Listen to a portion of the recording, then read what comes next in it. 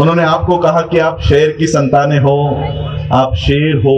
बाबा साहब अंबेडकर जी ने भी यही कहा कि शिक्षण वाघिणीचं दूध आहे, जो कोणी प्राशन करेल तो गुरगुरल्याशिवाय राहणार नाही। तो शेर के ही एक कहानी से मैं अपनी बात को यहां पर रखता हूं। आपने कभी लायन, सिंह की जो मादा होती है उसको कभी बच्चा देते हुए देखा है? कभी डिस्कवरी पर या कभी कहानियों पर या कभी फिल्म में।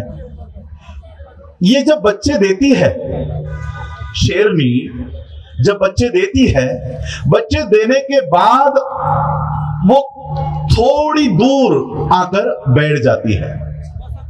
वो बच्चे वहां पर नवजात जो बछड़े हैं वो चिल्लाते रहते हैं कि हमारे पास आओ, हमें दूध पिलाओ, हमें नजदीक लो, लेकिन वो नजदीक नहीं जाती, वो वही दूर बैठी रहती है।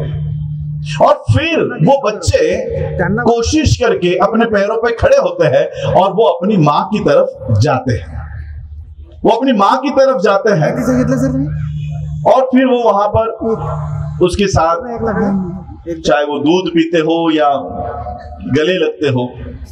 लेकिन अगर कोई एक बच्चा उठकर अपनी माँ की तरफ नहीं जाता, वो वहीं पर पड़ा हुआ होता है, तो पता है वो शेरनी क्या करती है? किसी को पता है क्या करती है? वो शेरनी अपनी जगह से उठती है, उस बच्चे की तरफ जाती है, उस नवजात बछड़े की तरफ जाती है और वो उसे निगल जाती है, वो उसे खाती है। पता है क्यों खाती है? वो उसे क्यों खाती है? वो इसलिए खाती है कि ये बच्चा कमजोर निकल गया है, ये बच्चा अपने पैरों पे खड़ा नहीं रह सकता। अगर ये बच्चा खड़ा नहीं रह पाया, खड़ा नहीं रहा, तो इसे जंगल का लोमड़ी भी उसकी आकर हत्या कर देगा। एक छोटी सी लोमड़ी भी उसको परेशान करेगी, एक लोमड़ी भी उसको तंग करने का काम करेगी। किसको? जंगल के राजा को। जंगल के राजा को अगर वो कमजोर निकला तो एक लोमड़ी भी उसके ऊपर अत्याचार कर सकती है, और उसके ऊपर अत्याचार ना हो इसलिए वो मां अपने बच्चे को निगल जाती है कि कोई लोमड़ी भी तेरे ऊपर अत्याचार नहीं करे। क्यों? क्योंकि तू अपने पैरों पे खड़ा नहीं रह पा रहा, और जो बच्चे पैरों पे खड़े रहते हैं वो बड़े होकर जंगल पर राज करते हैं। इस कहानी का तात्पर्य यह है, इस कहानी का तात्पर्य यह है जो बाबा साहब ने खुद लिखा है। If you believe in living a respectable life, अगर तुम अपने आप को एक इज्जतदार जीवन देना चाहते हो, you believe in self help, तुम्हें अपने पैरों पे खड़ा रहना होगा। Which is the best help? अगर तुम अपने आप को एक अच्छा जीवन देना चाहते हो तो तुम लोगों को अपने पैरों पे स्वयं खड़ा रहना होगा। आज हम अपनी शिक्षा के लिए, अपने स्वास्थ्य के लिए, अपने अर्थव्यवस्था के लिए, अपनी नौकरियों के लिए किस पर निर्भर है? भारत सरकार। ये शब्द पिछले 4, 5 या 7 सालों से आपके कानों पर पड़ रहे हैं। भारत सरकार नाम का शब्द क्या आपके कानों पर आ रहा है? हम लोग अपने स्कॉलरशिप के लिए निर्भर है भारत सरकार पर। भारत सरकार तो अस्तित्व में है ही नहीं, अब नाम आ गया है मोदी सरकार।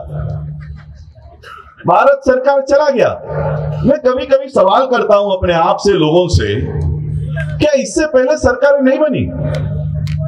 जिस तरह से नरेंद्र मोदी इस देश का 2 टर्म का प्राइम मिनिस्टर है, मनमोहन सिंह भी 2 टर्म प्राइम मिनिस्टर रह चुके थे, तो क्या कभी इस देश ने सिंह सरकार के नाम से उपक्रम चलाए हैं? क्या इससे पहले अटल बिहारी सरकार चलती थी? क्या इससे पहले मोरारजी देसाई सरकार चलती थी? फिर आज अचानक ये मोदी सरकार को ये नाम देना क्यों पड़ रहा है? जिस संविधान की उद्देशिका हमने यहां पर पढ़ी, वो संविधान दिया गया है भारत सरकार को। अगर भारत सरकार का ऑफिशियल डॉक्यूमेंट, ऑफिशियल दस्तावेज अगर भारतीय संविधान है, तो मोदी सरकार का ऑफिशियल डॉक्यूमेंट क्या है? उसका ऑफिशियल डॉक्यूमेंट क्या है? अगर भारत सरकार भारत के संविधान पर चलेगा, तो मोदी सरकार किस पर चलता है? मनुस्मृति पर, मनुस्मृति पर चलता है। और इसलिए आज जो बातें मैं यहां पर करने जा रहा हूं, वो केवल संविधान के उद्देशिका से ही प्रेरित होकर करने वाला हूं और बाबा साहब से ही प्रेरित होकर करने वाला हूं। बाबा साहब अंबेडकर जी ने संविधान 1946 से इसका निर्माण कार्य शुरू हुआ है। 9 दिसंबर 1946 फर्स्ट कॉन्स्टिट्यूशन असेंबली का फर्स्ट बैठक 9 दिसंबर से शुरू हुई और 26 नवंबर 1949 को इस संविधान सभा का आखिरी भाषण हुआ।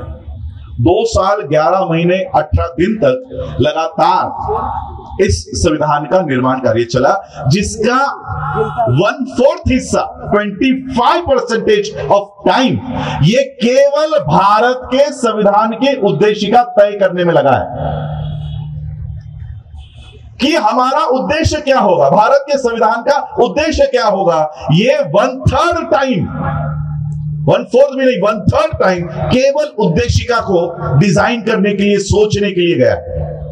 और जब 25 नवंबर को बाबा साहब अंबेडकर जी का भाषण हुआ, तब बाबा साहब ने ये 4 तत्व फिलॉसफीज, बाबा साहब पर हमेशा ये आरोप लगे कि बाबा साहब ने जस्टिस, इक्वलिटी, लिबर्टी, फ्रैटर्निटी, ये जो वर्ड्स है, ये जो शब्द है, ये फ्रेंच रिवॉल्यूशन से लिया हुआ है, वहां से कॉपी किया हुआ है। आज भी कुछ लोग ये बोलते हैं कि वहां से कॉपी किया, यहां से कॉपी किया। बाबा साहब ने उनके जीवन में ही इसका जवाब संविधान सभा के आखिरी भाषण में दिया। बाबा साहब कहते हैं कि मूर्ख है वो लोग जो मुझ पर ये आरोप करते हैं कि मैंने न्याय, स्वतंत्रता, समता और बंधुता मैंने फ्रेंच से उठाया है, फ्रेंच रिवॉल्यूशन से लिया है। मैंने किसी फ्रेंच रिवॉल्यूशन से ये तत्वज्ञान, ये फिलॉसफी नहीं ली, मैंने बुद्ध के जीवन से ये तत्वज्ञान लिया हुआ है। अब भारत का संविधान क्या कहता है कि हमें भारत में जस्टिस, इक्वलिटी, लिबर्टी और फ्रैटर्निटी लागू करनी है, लोगों को देनी है। इनडायरेक्टली बुद्धिज्म भारत में रिवाइव करना है, बुद्धिज्म की ही ये शिक्षा भारत के लोगों तक पहुंचानी है। अब 1949 को दिया हुआ संविधान 1950 को लागू हो गया, तो लागू होने के बाद बाबा साहब को अलग से 6 साल बाद बौद्ध धर्म स्वीकारने की कोई जरूरत थी? संविधान तो ऑलरेडी बुद्धिज्म का काम कर लेगा, राजनीति को क्यों नहीं खड़ा करो? 14 अक्टूबर 1956 में इसी नागपुर की धरती पर बाबा साहब अंबेडकर जी ने उन हालातों में बौद्ध धर्म स्वीकारा जो बाबा साहब को बुद्धिज्म के स्वीकारने के लिए अनुकूल नहीं थे उस समय। 1956 अक्टूबर, नवंबर, दिसंबर, जनवरी, फरवरी, 4 महीने में ही भारत में 1957 की सेकेंड पार्लियामेंट्री इलेक्शंस की शुरुआत होने जा रही थी। सेम इसी साल का दृश्य, जैसे आज हम लोग फरवरी में बैठे हैं, नोटिफिकेशन ऑलरेडी पार्लियामेंट का आ गया है, इलेक्शंस कितने चरणों में होगा, कौन से डेट्स को होगा, ऑलरेडी तैयारियां शुरू हो चुकी है। 1956 का दौर भी उसी समय का था। बाबा साहब के सभी कार्यकर्ता बाबा साहब से विनती कर रहे थे कि बाबा साहब 4 महीने में इलेक्शंस है, अगर आज आप बौद्ध धर्म अपनाते हो तो बाबा साहब के पहले बौद्ध धर्म अपनाने वाले ऐसे कितने लोग थे? क्या बुद्धिस्ट सेंसस था? क्या बुद्धिस्ट पॉपुलेशन बाबा साहब अंबेडकर जी से पहले थी भारत में? सम्राट अशोका के बाद जो प्रतिक्रांति हुई और प्रतिक्रांति के माध्यम से जो बुद्धिज्म भारत से नष्ट हो गया, बाबा साहब अंबेडकर जी के इस क्रांति तक बुद्धिज्म इस देश में नहीं था।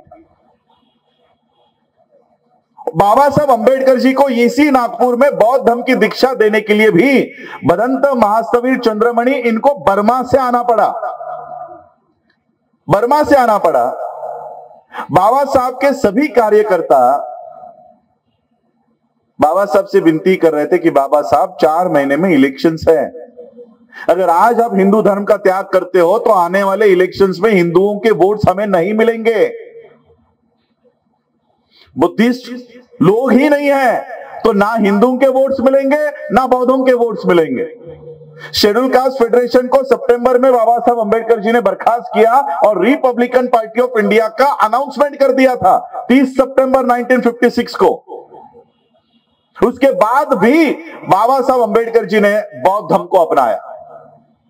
अगर भारत का संविधान जस्टिस, इक्वलिटी, फ्रेटर्निटी, लिबर्टी अगर एस्टैब्लिश ही करने वाला था तो बाबा साहब को बुद्धिज्म की दीक्षा लेने की कोई जरूरत नहीं थी। बाबा साहब अपनी राजनीति का काम कर सकते थे, अपनी पार्टी को, अपने पार्टी के कैंडिडेट्स को, उनको बढ़ाने का काम कर सकते थे, लेकिन बाबा साहब ने ऐसा नहीं किया। आज भी बाबा साहब अंबेडकर जी के 1936 के कोट्स हमारे सामने प्रसिद्ध किए जाते हैं की जा आपल्या घराच्या भिंतीवर लिहून ठेवा की मला शासन करती जमात व्हायचं। अगर 1936 के कोर्स ला रहे हो तो 1956 के भी कोर्स हम लोगों को बाबा साहब के लोगों के सामने रखने चाहिए। 18व्या खंडात भाग 3 मध्ये बाबासाहेब आंबेडकर म्हणतात की माझ्या लोकांना राजकारण जास्त प्रिय आहे, मेरे लोगों को राजनीति ज्यादा प्रिय है, मेरा वैसा नहीं है, मुझे धम्म अधिक प्रिय है। ये बात भी बाबा साहब की लोगों के सामने लानी चाहिए। यानी हमारे फेवर के जो बाबा साहब है सिर्फ हम उसी को आगे ला रहे हैं, जो हमारे फेवर में नहीं है हम उसके ऊपर चादर ढक कर रख रहे कि नहीं ये हमारे अगेंस्ट जाएगा, ये वाला कोटेशन आगे मत लाओ। बाबा साहब के कार्यकर्ता बाबा साहब से विनती कर रहे थे कि बाबा साहब दीक्षा का कार्यक्रम 1 साल आगे ढकेल लो, ये इलेक्शंस हो जाने दो। क्या जवाब दिया था पता है बाबा साहब ने? आज अगर कोई पार्टी प्रेसिडेंट होता, कोई हमारा नेता होता नहीं है, हिंदुओं के वोट्स मिले इसलिए हम अपने झंडे बदल रहे हैं, हिंदुओं के वोट्स मिले इसलिए हम अपने पार्टियों के नाम बदल रहे हैं, हिंदुओं के वोट्स मिले इसलिए हम मंदिर खुलवाने की मुहिम हम लोगों ने शुरू की। करेंगे नहीं, करने वाले हैं नहीं की। क्यों? हिंदू वोट्स मिलने वाले हैं। इतना ही नहीं, आप भी विदर्भ का ही हिस्सा हो, आप कभी अकोला में जाओ, आप कभी उस भाग में जाओ, हमारे लोग अब हिंदुओं के वोट्स मिले इसलिए कावड़ यात्राएं शुरू कर रहे हैं। कावड़ यात्रा हमारे लोगों ने महाराष्ट्र में लाई, वरना महाराष्ट्र में कावड़ यात्रा बिल्कुल भी नहीं थी। वो यूपी, दिल्ली और वो बिहार वो साइड चल रही थी, वो अब महाराष्ट्र में भी शुरू हो गई। क्यों? हमें हिंदू वोट्स चाहिए। वही बाबा साहब अंबेडकर जब अपने कार्यकर्ता उनको रिक्वेस्ट कर रहे कि इसी नागपुर के धरती पर कि बाबा साहब बौद्ध धर्म की दीक्षा मत लो, आने वाले इलेक्शंस में हमें वोट नहीं मिलेंगे, बाबा साहब का जवाब था की तुमच्यापैकी माझ्यासोबत कोणीही नाही आलं तरी चालेल, तुम लोगों में से मेरे साथ कोई नहीं भी आया तब भी चलेगा, हम दोनों पति और पत्नी जाकर कल बुद्ध की शरण में जाएंगे, बुद्ध की दीक्षा लेंगे, तुम में से कोई नहीं आया तो भी चलेगा। That was the stand of doctor Baba Saheb Ambedkar. और उसके बाद की इलेक्शन देखने के लिए बाबा साहब अंबेडकर जीवित नहीं थे। उनका महापरिनिर्वाण 6 दिसंबर को ही, 5 दिसंबर की रात को 2 बजे के बाद उनका महापरिनिर्वाण हो गया। और अप्रैल की जो इलेक्शंस थी 1957 की, वो देखने के लिए बाबा साहब जीवित नहीं थे। अगर सोचो, कुछ हमारे उत्तर प्रदेश के नेतागण हैं, उनका यह कहना है कि बाबा साहब अंबेडकर जी की जीवन में बहुत अच्छे उन्होंने कार्य किए। मैं यहां पर बीएसपी को कोट नहीं कर रहा हूं, कि मैं नहीं चाहता कि किसी और का आप संभ्रम लेकर जाओ कि उन्होंने ऐसा कहा होगा। मैं उनको यहां पर रेफर नहीं कर रहा हूं। वहां के लोगों का कहना है कि बाबा साहब के जीवन में उन्होंने बहुत अच्छे काम किए, उनके नाम से संगठन चला रहे हैं, लेकिन उनका कहना है कि उनसे एक ही गलती हो गई, उन्होंने बौद्ध धर्म की दीक्षा ले ली। आज भी उनका यह स्टैंड है कि बाबा साहब से एक ही गलती हो गई कि उन्होंने बौद्ध धर्म की दीक्षा ले ली। मैं आप लोगों को बताना चाहता हूं कि 1917 से 1956 तक 40 साल का सफर बाबा साहब अंबेडकर जी के social movement, economical movement, educational movement, cultural movement, religious movement में जितना भी योगदान बाबा साहब ने इस मूवमेंट में दिया, उनके पूरे मूवमेंट का अगर कोई मास्टर स्ट्रोक है तो वो बौद्ध धर्म की दीक्षा है। अगर बाबा साहब ने बौद्ध धर्म की दीक्षा नहीं ली होती तो आज भी ये लोग क्या गा रहे होते? भारत का बच्चा बच्चा। आज वहां पर तुम्हारे बच्चे खड़े होते, माझ्या पप्पाने गणपती आणला, इथे तुमच्या मुलांच्या रील्स बनल्या असत्या। बाबा साहब के जीवन का सबसे बड़ा कदम बौद्ध धर्म की दीक्षा था। इसका जवाब खुद बाबा साहब ने दिया है। 1956 में जब बाबा साहब बौद्ध धर्म की दीक्षा लेने यहां पर पहुंचे, केसरी का एक पत्रकार बाबा साहब से कहता है कि बाबा साहब आपने हिंदू धर्म त्याग करने की घोषणा 1935 में की थी। बाबा साहब ने कहा था कि मैं हिंदू परिवार में जन्मा, ये मेरे हाथ में नहीं था, मेरे बस में नहीं था, लेकिन मैं हिंदू मरूंगा नहीं। तो आपने आज 1956 में हिंदू धर्म त्याग करके आज बौद्ध धर्म की शरण में जा रहे हो, तो अपने धर्मांतर करने के लिए इतना अवधि क्यों लगाया, इतना समय क्यों लगाया? बाबा साहब ने कहा धर्म का काम इतना आसान नहीं है, धर्म के प्रचार प्रसार का काम इतना आसान नहीं है। नागपूरमध्ये आता बऱ्याच लोक शेती करत नसतील, पण शेतीविषयी माहिती असेल। शेती आपण डायरेक्टली जाऊन करत नाही, आधी तिला कसतो, तिला आप लोग हिंदी में क्या कहते हो, उसको पहले जोतते हो। बाबा साहब कहते हैं कि मैं इतने साल क्यों रुका पता है? मैं इतने साल भारत में जमीन तैयार कर रहा था, मैं जमीन तैयार कर रहा था और आज मैंने बौद्ध धर्म की बीज इस जमीन में डाल दी है। मेरी आने वाली पीढ़ियां इस धर्म को इस देश में बढ़ाने का काम करेगी।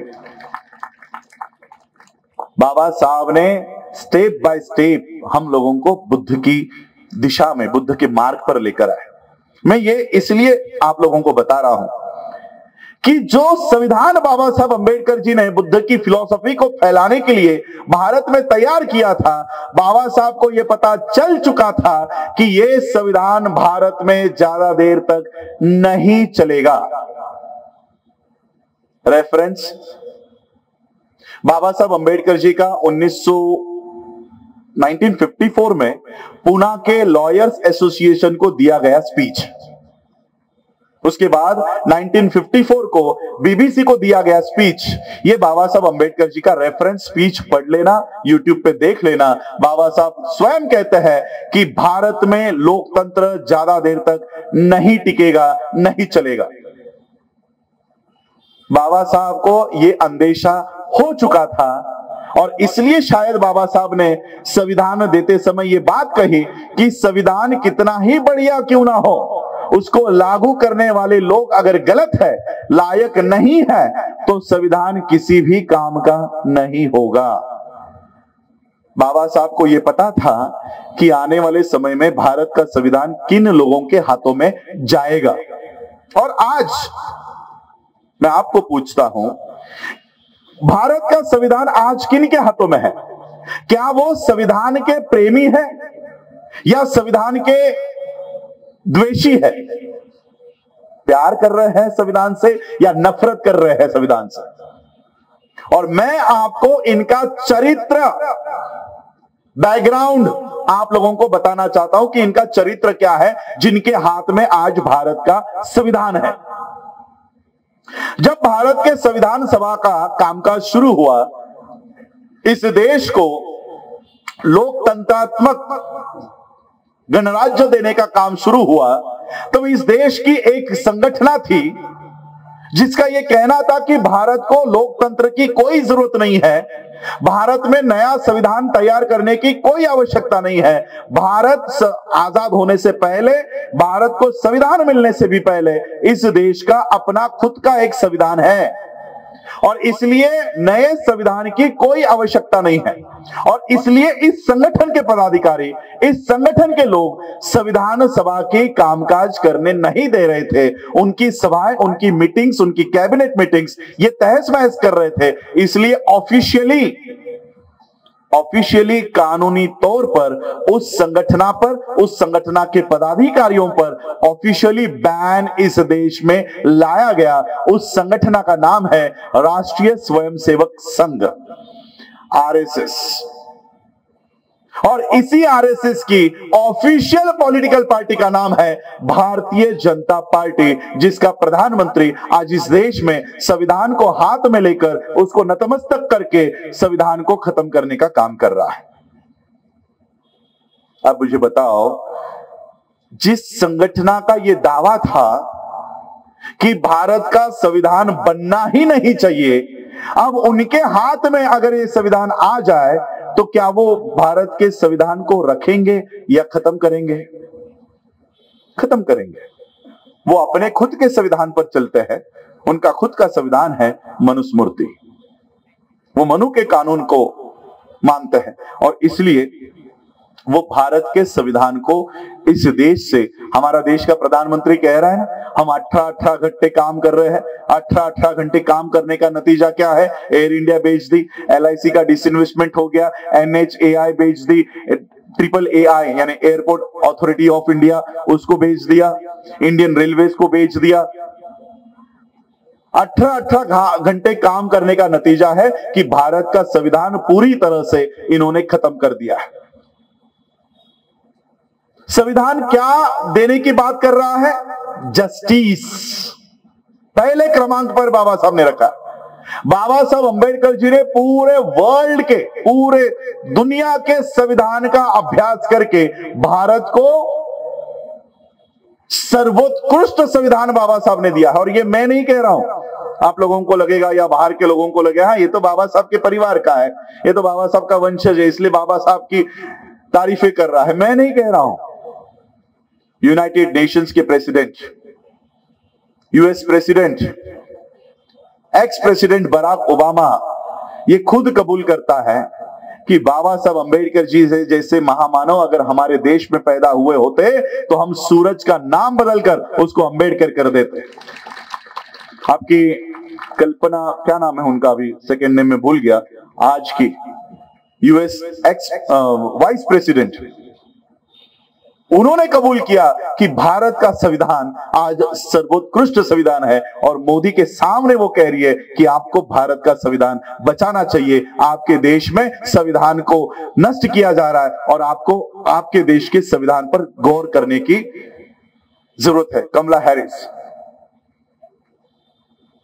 ये बातें जो आज संविधान के माध्यम से बाबा साहब ने हमें दी कि हमें जस्टिस प्राप्त करना है, पूरे दुनिया के संविधान को पढ़कर बाबा साहब ने सर्वोत्कृष्ट संविधान हमें दिया और जस्टिस पहले पायदान पे रखा है। न्याय, न्याय भी कौन सा? सामाजिक, आर्थिक और राजनैतिक। इसलिए मैंने गूगल से, भले हाल ही की उसमें चेंजेस कर दिए इन्होंने, धर्मनिरपेक्ष को पंथ निरपेक्ष लिख दिया है। मैंने इसलिए वो वर्ड पंथ निरपेक्ष नहीं पढ़ा, वो धर्मनिरपेक्ष है। जस्टिस में बाबा साहब कह रहे कि हम लोगों को न्याय प्राप्त करना है। भारत सरकार के ऊपर नहीं छोड़ा कि भारत सरकार हम लोगों को न्याय देगी। क्या लिखा है? We the people of India, हम भारत के लोग, हम प्राप्त करेंगे न्याय। हमें प्राप्त करना है न्याय। कौन सा? सामाजिक न्याय, आर्थिक न्याय और राजनीतिक न्याय। ये सीक्वेंस वर्ल्ड के, दुनिया के सर्वोत्तम संविधान निर्माता के चयन किए हुए शब्द है। क्या इसमें बदलाव करने की हमारी उतनी मानसिक कैपेसिटी है? क्या उतनी बुद्धि हमारी है कि हम इसमें बदलाव कर सके? लेकिन आज तक हम लोग सोशल जस्टिस की लड़ाई नहीं लड़ रहे, हम लोग आज तक इकोनॉमिकल जस्टिस की लड़ाई नहीं लड़ रहे। हमें केवल और केवल चाहिए पॉलिटिकल जस्टिस, हमें केवल चाहिए राजनैतिक न्याय। बस हमें सामाजिक न्याय नहीं मिला तो भी चलेगा, हमें आर्थिक न्याय नहीं मिला तो भी चलेगा, हमें केवल राजनैतिक न्याय प्राप्त करना है। और इस लड़ाई में सबसे ज्यादा आप लोग आगे हैं, और सिर्फ आगे नहीं है, आपने हासिल भी किए है।